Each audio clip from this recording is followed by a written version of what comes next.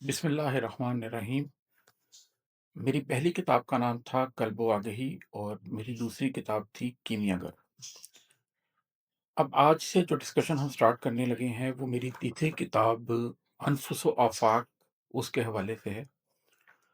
تو اس کا جو دیباچہ میں نے تحریر کیا ہے آج میں آپ کو وہ سناتا ہوں۔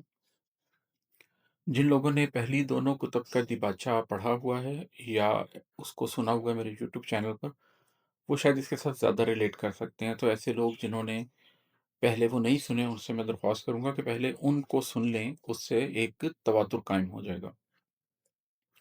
اس کا عنوان ہے بے کم و کاست، کیونکہ پہلی دو کتب کے اندر میں نے جو دیباچہ لکھا تھا اس کے اندر میں نے باتوں کو ذرا سمبولیکلی ڈسکس کیا تھا، لیکن یہاں پر میں نے بات کو بڑا واضح کرتے ہوئے ڈسکس کیا ہے، تو اس لیے اس کا عنوان میں نے رکھا ہے بے کم و کاست۔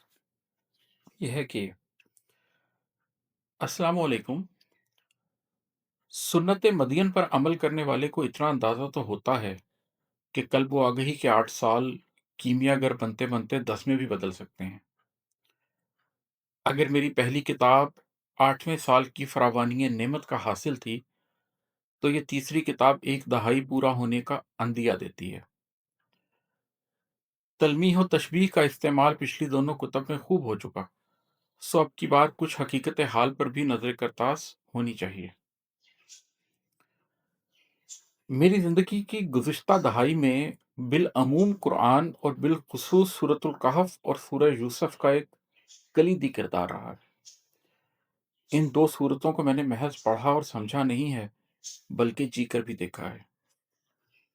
آج سے 1 دہائی پہلے یہ آغاز تو شاید صرف ایک قاری کی حیثیت سے ہوا تھا، مگر اس سفر میں نے ان میں موجود واقعات اور تجربات کو اپنی بساط پر اپنے اوپر گزرتے دیکھا ہے، اور وقت کے ساتھ ساتھ ان میں موجود بہت سے اسرار و رموز کو آپ بیتی کی طرح جیا ہے۔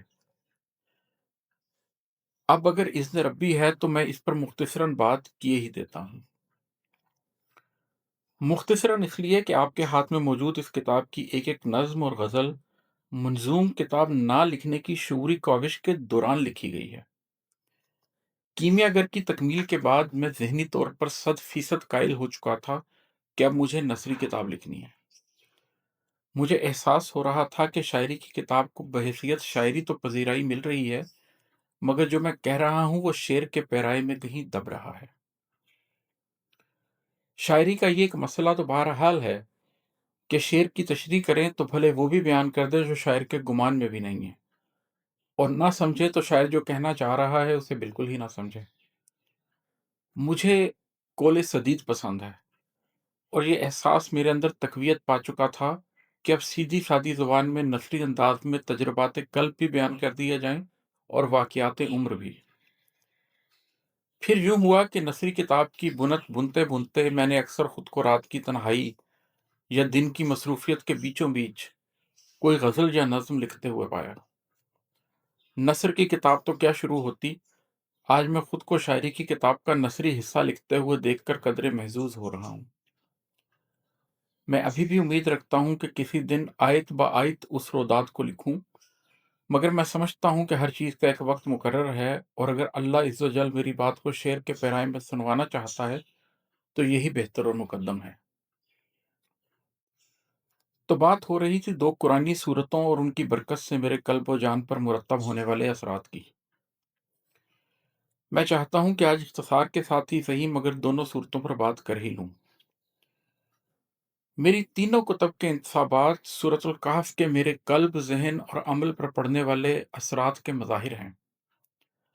آج کا انسان جس معاشرے میں جی رہا ہے اس کی اساس کیسے جانی جا سکتی ہے، اور اس میں بے کجی سے جینے کا ہنر کیسے سیکھا جا سکتا ہے۔ زمانے کی دوڑ سے ہٹ کر اور کسی بھی قسم کے دنیاوی ساز و سامان کے بغیر انسان کیسے محض ایک قلب سلیم لے کر خدا کی سمت پلٹ سکتا ہے؟ کیسے اللہ انسان کے کانوں پر تھپکی دے کر اسے سال ہا سال کے لیے سلا دیتا ہے اور اس کے معاملات کی اصلاح کرتا ہے؟ اس سفر میں جان و مال کی کیا قربانیاں دینی پڑتی ہیں اور کیسے کیسے انعامات حاصل ہوتے ہیں؟ قربانی کی کچھ قسطوں کے بعد اندر کی آنکھ کیسے کھلتی ہے اور معلوم ہونے لگتا ہے کہ جو حقیقت ہے وہ تو بیشتر افراد کو نظر ہی نہیں آ رہی، اور جو نظر آ رہا ہے وہ تو حقیقت ہے ہی نہیں۔ اور جب معاملات کی ماہیت پر اپنے گرد بسنے والے لوگوں سے ایسا شدید بوجھ پیدا ہو جائے تو اس توافت کی کیا قیمت ہوتی ہے؟ اور اگر کوئی شخص کہف کے سال بھی گزار لے، فتنہ مال سے دامن بھی بچا لے، اور ظاہری آنکھ کے دیکھے کو سبھی کی مخالفت کے باوجود باطن کی نظر پر قربان بھی کر دے، تو اس پر تکمیل نعمت کس طرح سے ہوتی ہے، جہاں وہ مال و قوت پر دسترس بھی رکھتا ہے، حقیقت پر نظر بھی رکھتا ہے، اور اختیار کے کامل استعمال پر اذن ربی بھی شامل حال ہوتا ہے۔ اور کیا اس مقام پر امتحان ختم ہوتا ہے یا نفس کا اصل امتحان ابھی آغاز ہو رہا ہوتا ہے؟ اگر ایک طرف سورۃ الکہف میری شعوری زندگی کے افق پر چھائی رہی ہے، تو دوسری طرف سورہ یوسف نے سال ہا سال میری جذباتی اثاث کو سنبھال کر رکھا ہے۔ میرے اندر کا نظریاتی انسان جب کہف میں اترتا چلا گیا، تو یہ سورہ یوسف ہی تھی جو میرے اندر کے کمزور انسان کو ہر قدم پر تھپکی دیتی رہی۔ یہ کوئی اتفاقی امر تو نہیں ہے کہ یہ قرآن کی واحد صورت ہے جو شروع سے آخر تک ایک مکمل کہانی کے طور پر بیان کی گئی ہے۔ اس کہانی میں واقعات کا تسلسل گوشت پوست سے بنے انسان کو بامقصد زندگی کی تشکیل کرنا بھی سکھاتا ہے، ایسی زندگی گزارنے کے لیے کردار سازی بھی کرتا ہے، اور کامیاب ہونے والے شخص کی زندگی کا آغاز انجام سے تعلق بھی جوڑتا چلا جاتا ہے۔ یہ میری خوش قسمتی ہے کہ قرآن نے ان دونوں صورتوں کے ذریعے میری فکری اساس اور جذباتی ساخت کو سنبھالا بھی ہے اور نکھارا بھی۔ صرف یہی نہیں بلکہ اس سفر نے مجھے اندر اور باہر کے جہانوں سے روشناس کروایا ہے۔ بس آپ یوں سمجھ لیجئے کہ ان دو صورتوں نے مجھے انفس اور آفاق دونوں ہی میں اول و آخر کا ربط دکھایا ہے۔ میں نے پچھلے 10 برس اسی دشت کی سیاحی میں گزارے ہیں۔ میں سمجھتا ہوں کہ قرآن نے مجھے زندگی کی تشکیل نو کا ہنر سکھایا ہے۔ جو ان 10 سالوں میں مجھ سے رابطے میں نہیں رہا، وہ میرے بارے میں کچھ جانتا ہی نہیں ہے، اور جو رابطے میں رہا ہے وہ شاید میرے چھلکے کو جانتا ہے، گودے کو نہیں۔ مجھے احساس ہے کہ اس طرح کے فکرات خود پذیرائی کے زمرے میں گردانے جا سکتے ہیں، مگر میں مکمل شعوری طور پر یہ بات فقط بیان حال کے لیے کر رہا ہوں۔ خود ستائش کا ارادہ رکھتا تو عزلت نشینی اختیار ہی نہ کرتا۔ میری پچھلی 2 کتب میں نے شاعری انہی موضوعات پر کی ہے اور دیباچوں میں بھی انہی کی طرف اشارہ دیا ہے۔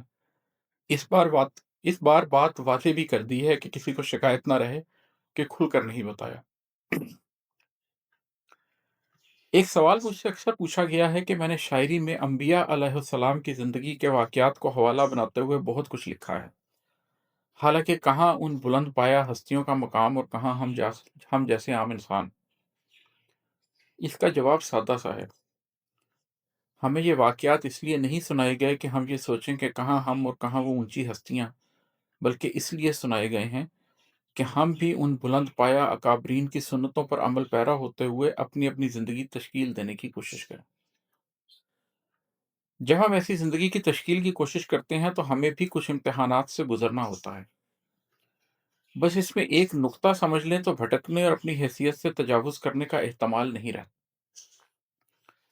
امتحان میں 2 پہلو اہم ہوتے ہیں، اول نوع و طرز امتحان اور دوئم شدت امتحان۔ اللہ اپنی سنت میں تبدیلی نہیں کرتا، سو طرز امتحان سب انسانوں کے لیے ایک سی ہوتی ہے، مگر شدت امتحان انسان کے مقام و مرتبہ کے حساب سے ہوتی ہے۔ اس کی سادہ مثال یہ ہے کہ خدا کی خوشنودی کے لیے اپنی محبوب چیز کی قربانی کا اصول سب کے لیے برابر ہے، مگر قربانی کی جو کمال مثال ابراہیم علیہ السلام نے قائم کی، وہ انہی کا اعجاز اور انہی کے مرتبے کا شایان ہے۔ میں نے یہ بات اپنے ایک شعر میں بھی بیان کی ہے، بس اپنے نفس پہ رکھ دی چھری وہی تھا عزیز، بس اپنے نفس پہ رکھ دی چھری وہی تھا عزیز، میری بساط ہی کیا ہے خلیل کے آگے۔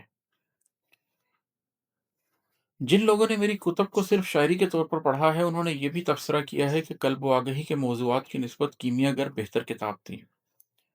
اب شاید وہ یہ بھی کہیں گے کہ انفس و آفاق کیمیا گر سے بہتر موضوعات کی حامل ہے، مگر میں اس بات کو اور نظر سے دیکھتا ہوں۔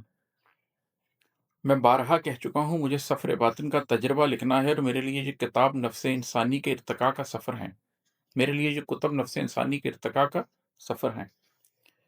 मेरी कुतब उन्हीं मराहिल की गम्माज़ हैं जिनसे मैं गुज़रा हूँ, और अगर उनमें इर्तिका दिख रहा है, तो उसकी वजह ये नहीं है कि मेरी शायरी चंद महीनों में इर्तिका पज़ीर हो गई है, बल्कि ये है कि मेरी ज़िंदगी पिछली एक दहाई से इर्तिका पज़ीर है। हाँ, पिछले 2 बरस से कल्ब का प्याला छलक रहा है, तो उसका इज़हार भी हो रहा है। मुझे खुशी है कि ये इज़हार वारदात-ए-क़ल्बी की तरतीब-ए-नुज़ूल के मुताबिक हुआ है।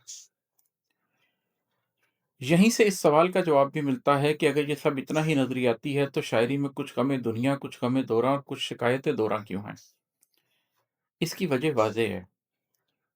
उमूमन रूहानियत, क़ल्ब और इंसानी इर्तिका की बातें करने वाले लोग पकी-पकाई देग सामने रखते हैं। ऐसा करने से वो कोई बहुत ऊँचे दर्जे की रूहानी मख़लूक़ तो महसूस होते हैं, मगर आम इंसानी तजुर्बे से बहुत दूर नज़र आते हैं। हकीकत ये है कि हम सब आम इंसान ही हैं और हम सब ही ख़ास इंसान बन सकते हैं। जो लोग समझते हैं कि तज़किया नफ्स और तश्कील ज़ात कोई बहुत रूह परवर सफ़र है, उनके लिए अर्ज़ है कि ऐसा बिल्कुल भी नहीं है। ज़ात का सफ़र अंधेरे का सफ़र है। दुनियादारी के तकलीफ़ से तजुर्बात और नफ्स का दुनियावी मामलात पर शोर-ओ-गुगा इस सफ़र के संगे मील हैं। रोशनी तो इसकी मंज़िल है।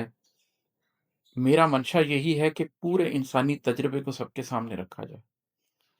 इसलिए आपको मेरी कुतब में गम-ए-दौरा और गम-ए-हस्ती दोनों ही के कई संगे मील मिलेंगे। मैंने पहली किताब में भी ये ज़िक्र किया था कि ये एक मज़बूत ज़िंदगी की तश्कील के दौरान अंदर के कमज़ोर इंसान पर गुज़रने वाले हवादिस का बयान है। इस बुनियाद पर मेरी तमाम शायरी 3 हिस्सों में तक़सीम की जा सकती है। नफ्स इंसानी का सफ़र, क़ल्ब इंसानी का सफ़र और इदराक हकीकत का बयान। मैं नहीं जानता कि इस किताब के बाद मेरी तहरीर का रुख़ क्या होगा, मगर मुझे ये एहसास और इदराक है कि जो बात क़ल्ब-ओ-आगही में छेड़ी थी और कीमियागर में आगे बढ़ाई थी, वो अनफुस व आफ़ाक में एक हद तक तकमील पा गई है। ये तीनों कुतब इंतसाबात से लेकर मौज़ूआत तक एक लड़ी में पुरोई हुई हैं। इस किताब का दिबाचा लिखते हुए मुझे तकमील का वैसा ही एहसास हो रहा है, जैसा एक तस्बीह ख़त्म करते और दूसरी शुरू करते हुए होता है।